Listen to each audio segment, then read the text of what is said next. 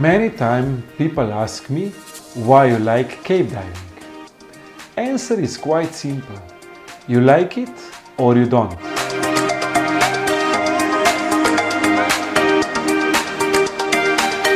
If you talk more advanced, in cave you can see things which are practically visible only there.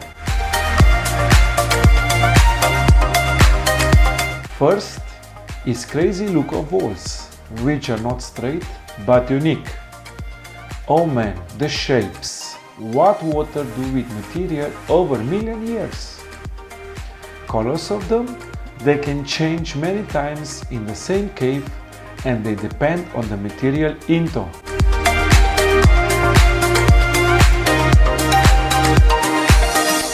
Next, let's talk about colors provided by the lights. They're crazy for our eyes and they change many times during the dive. They can change in really strange colors, of course, as reflection of dirtiness in water or mirroring from the wall. Unique view. Sometimes you have the feeling you watch North Pole aurora.